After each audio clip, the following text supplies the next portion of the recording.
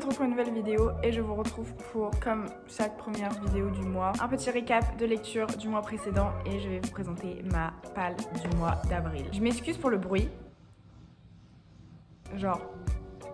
Du coup, au mois de mars, ça a été un mois assez particulier. Ça a été un mois, en fait, panne de lecture. Donc, assez particulier, mais j'ai quand même énormément lu. Je me suis lancé un challenge qui était de lire 10 livres en une semaine. Ça a été vlogué, ça sortira du coup normalement la semaine prochaine si je suis à l'heure dans mon montage. Du coup, j'ai quand même lu un total de 11 livres. Ok, premier livre que j'ai lu, et je l'ai lu assez tard dans le mois, je crois que je l'ai lu le jour de sa sortie, le 17 ou le 18 mars, je sais plus exactement. Et c'est le nouveau livre Hunger Games qui s'appelle Sunrise on the Reaping. Les Hunger Games de Haymitch, c'est un personnage qu'on connaît dans la trilogie de base des Hunger Games. Surtout que ces Hunger Games sont assez particuliers. C'était le double de Tribute.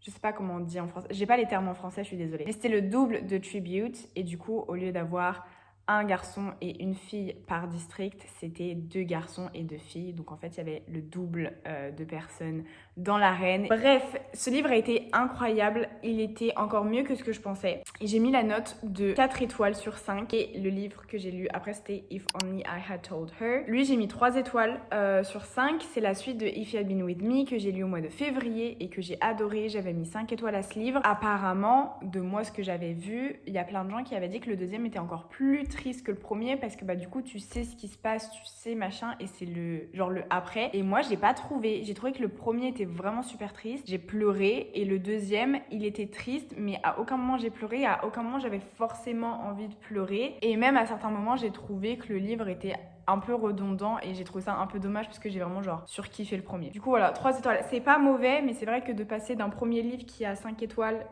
au deuxième qui a 3 étoiles. Ensuite, j'ai lu un livre que j'avais hâte de lire. C'était un des livres que j'avais plus envie de lire cette année parce qu'il est sorti l'année dernière, si je dis pas de bêtises. Il est sorti en 2024. J'avais très envie de le lire en 2024. Je ne l'ai pas fait. Je m'étais dit je le ferai cette année. J'ai mis 4 étoiles à The Boyfriend de Freida McFadden. C'était archi bien, c'était trop cool.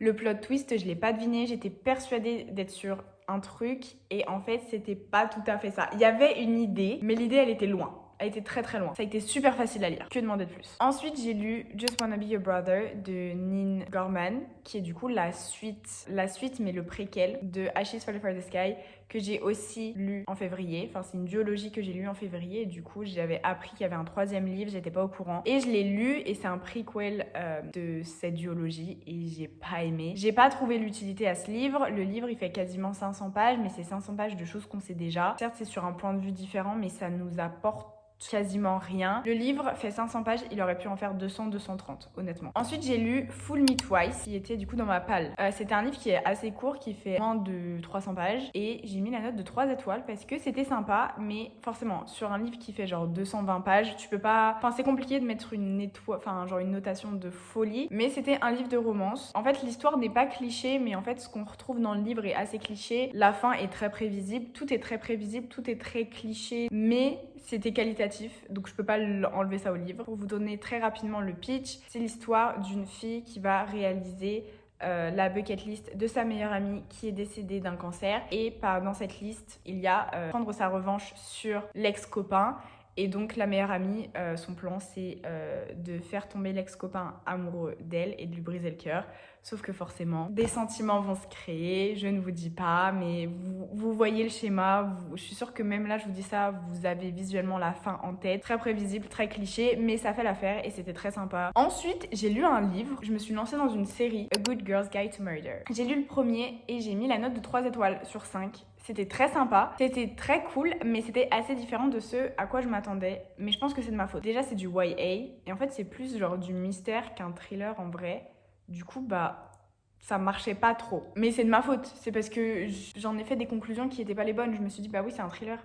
Non, c'est un mystère plus qu'un thriller. J'ai trop hâte de lire le reste de la trilogie, ils me font très envie. Et du coup, j'ai commencé à regarder la série Netflix. Ensuite, j'ai lu un livre. J'étais trop hype. Je sais pas pourquoi, il me donnait très envie. Et j'ai été déçue. C'est Fix Her Up de Taysa Belley. Et en fait, ce livre, il m'a déçue. J'ai pas trop aimé. C'est vrai que là, Fix Her Up, ça a pas trop marché. Après, peut-être que c'était le côté clown aussi, puisque notre personnage principal féminin est clown. Ensuite, j'ai lu un livre qui est sorti au mois de février, dont j'avais oublié complètement la sortie, l'existence, tout ce que vous voulez. Et c'est The Charlie Method. C'est le 3e livre d'une série qui s'appelle The Campus Diaries, qui est la série qui suit la série Bri Are You, qui elle-même est une série qui suit la série des Off-Campus. En fait, c'est dans le même univers que les Off-Campus, et j'avais lu du coup les 2 premiers livres de cette série qui sont du coup de Graham Effect et de Dixon Rule. J'avais pas aimé ni l'un ni l'autre. À chaque fois en fait je trouve que les livres sont trop longs pour rien, et donc là de Charlie Method j'y suis un peu allée à reculons aussi parce que j'avais peur de pas trop aimer, et je crois que c'est celui que j'ai le plus aimé des 3.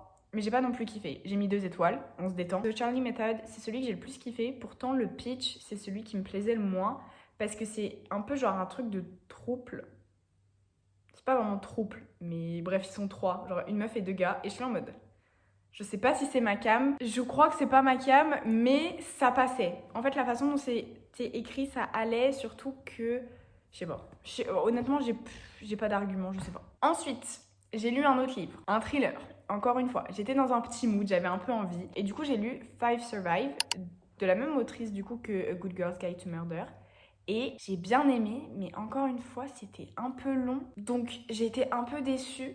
Et en fait, d'un côté, je me suis dit, est-ce que c'est moi le problème? Parce que Five Survive, je l'ai lu vers la fin de semaine. Du coup, je me suis dit, est-ce que c'est moi le problème, ou ça fait une semaine pratiquement maintenant que je lis des livres H24, que dès que j'en ai fini un, je recommence un, etc. Donc, est-ce que c'est moi le problème dans le sens, est-ce que je commence à faire une overdose de lecture, ou est-ce qu'il y a un problème avec le livre, ou voilà. Et en fait, après, j'ai regardé sur TikTok et il y a plein de monde qui ont été un peu déçus de ce livre, qui le trouvent pas forcément mauvais, mais qui sont pas non plus à fond dedans. Et c'est vrai que ça a été un peu mon cas. C'est-à-dire que je l'ai pas détesté, je l'ai trouvé cool, j'ai trouvé qu'il y avait des intrigues cool, j'ai trouvé que le concept était assez stylé, il y a eu des plot twists qui m'ont eu, que j'avais pas, etc. Mais c'était pas non plus waouh.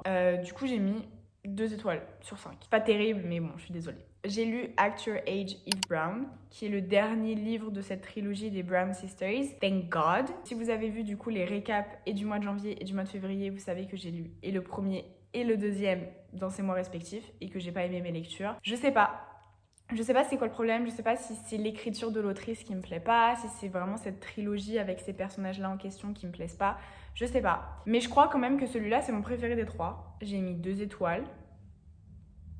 J'ai envie de dire, c'est pas dégueu. Celui-là était intéressant et j'ai trouvé ça assez cool parce qu'il y a des sujets qui sont représentés, dont l'autisme, et j'ai trouvé que c'était assez intéressant la manière dont c'était écrit, et c'était des choses dont j'avais pas forcément l'habitude de lire, donc c'était plutôt cool par rapport à ça. Et le dernier livre que j'ai lu, c'était un livre assez court du coup, puisque je l'avais gardé pour la fin de mon petit challenge, j'ai essayé de penser stratégique. C'est un livre qui fait tout juste 200 pages, c'était 214 si je dis pas de bêtises, et c'était une rom-com, tout ce qu'il y a de plus cliché, et vraiment même, je vais vous raconter vite fait le pitch, tout ce qu'il y a de plus cliché, mais c'était incroyable, c'était très cool, enfin incroyable. Un peu dramatique sur les bords. C'était très cool.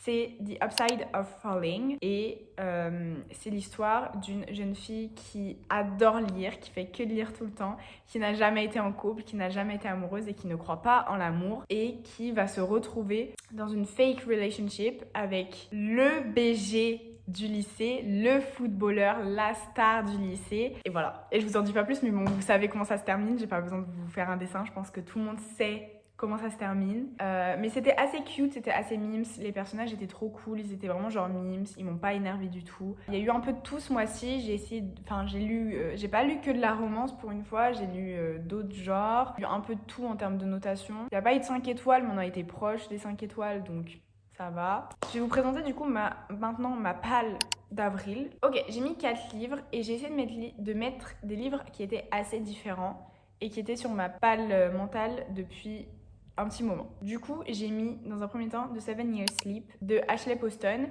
qui est la même autrice du coup que The Dead Romantics. Et en fait, moi je voyais partout The Dead Romantics, et après j'ai commencé à voir de partout The 7 Years Sleep, et il y en a plein qui préfèrent The 7 Years Sleep au livre The Dead Romantics.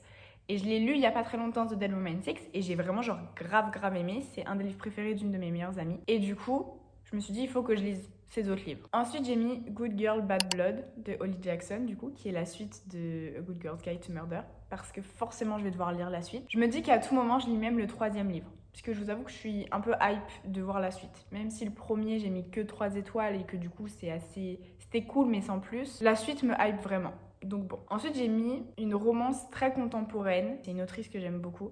C'est Taylor Jenkins Reid, qui est une de mes autrices préférées, pour être honnête. Genre vraiment, genre... Et le livre que j'ai envie de lire, c'est Forever Interrupted. Et il me semble que c'est l'histoire d'une jeune fille qui vient de se fiancer à son copain, alors que ça fait quelques mois qu'ils sont ensemble, mais ils viennent de se fiancer, ou ils sont mariés, je sais plus. Et en fait, il y a un accident de voiture et il meurt. Et du coup, en fait, elle est... Je sais pas.